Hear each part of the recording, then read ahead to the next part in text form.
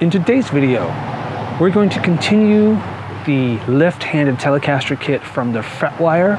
This is the second episode, and in the first one we just unboxed it. So today we're gonna paint it and we're gonna start working on the neck. I'm building this for Tony Memmel, so I'm calling it the Memmelcaster. Much more on that in the first episode, but let's get started on this one because we've got a lot of stuff to do. Hi, I'm Rasmus and this is Guitar Overdrive. Today we're going to end up with this. As you can see, it's a Telecaster. It is left-handed and it is not yet assembled. I just mocked it up for you guys to see.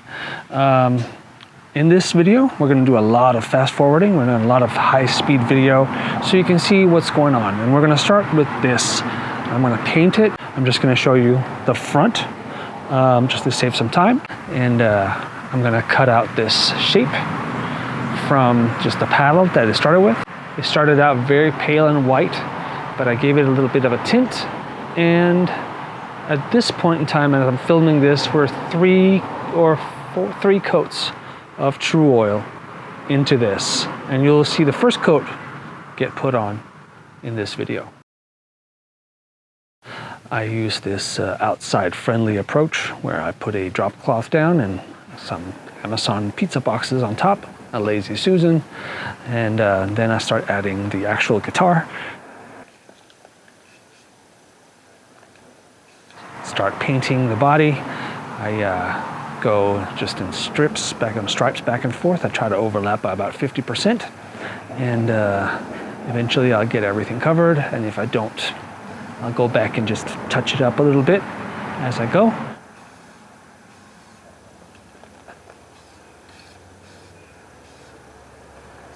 I covered the body with a clear grain filler. It's just seeps into the grain, fills it up, makes it flat. And after I did that, I sanded it down, did it again, sanded it down, and it creates more of a flat surface to paint on, a little bit more friendly for paint, and less wood grain shown after the fact.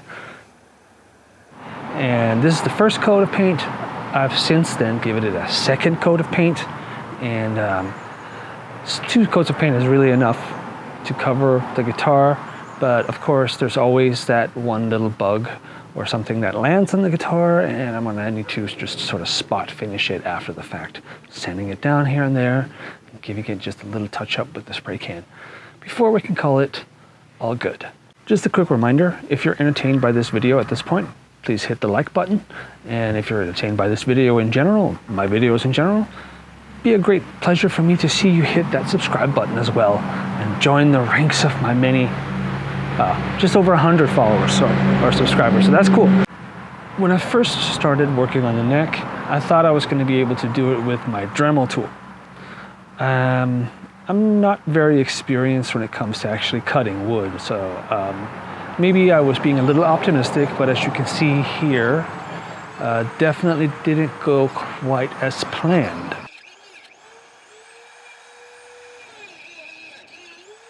The wood was way too hard. It was never going to work, and I just cut off just a little corner, a little tiny bit, and said, no more. I want to switch to a more powerful tool. I'm going to go for something that can actually get the job done, even though as a noob, I'm still a little intimidated by the power tools. Not gonna lie, I'm a computer nerd. Power tools are not my forte. Still, I overcame my fear of power tools and got the jigsaw out, and as you can see in the clip coming up here, I am actually working on cutting the headstock shape.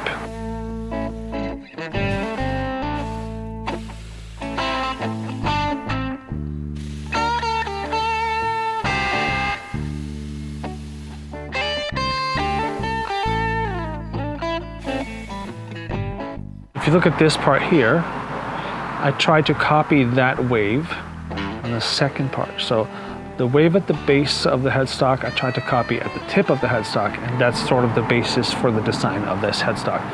Just to be safe, on the back of the headstock, I had actually drawn the pattern for standard Telecaster neck or headstock, so that if I didn't like this one, this one's a little bit bigger than one I ended up with, So I could have gone back and just cut the standard Telecaster shape. But this one, size-wise, I went for something that was in between the Telecaster and the Stratocaster, and I quite like how it turned out.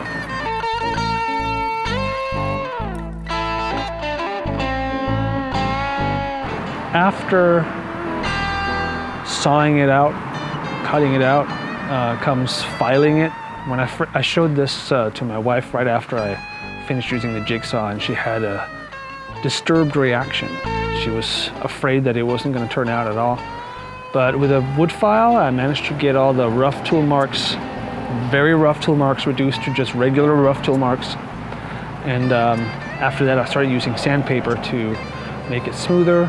And now it actually feels like you would expect a headstock to feel when you touch the sort of edges of it.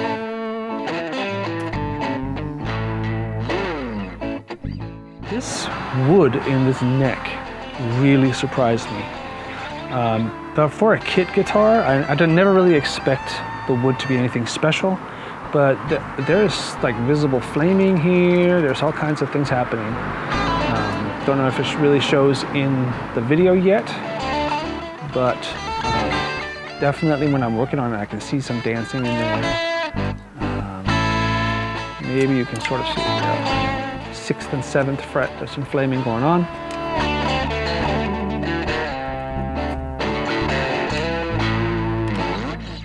There's one little tiny flaw on this one, and that's right by the nut.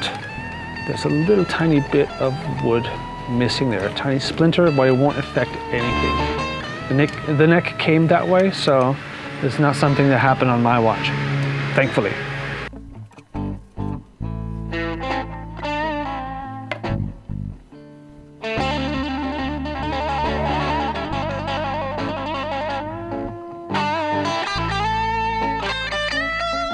All right, so there you have it. That's about as far as we're gonna get in this video. Still lots to do. Many more coats on the neck, a little touch up on the body, and then clear coat. And of course, all the hardware, the electronics and everything needs to be put in there. Tuners need to be put on, all of that stuff. So still lots of stuff to do. Make sure that you follow along if you wanna see how this ends.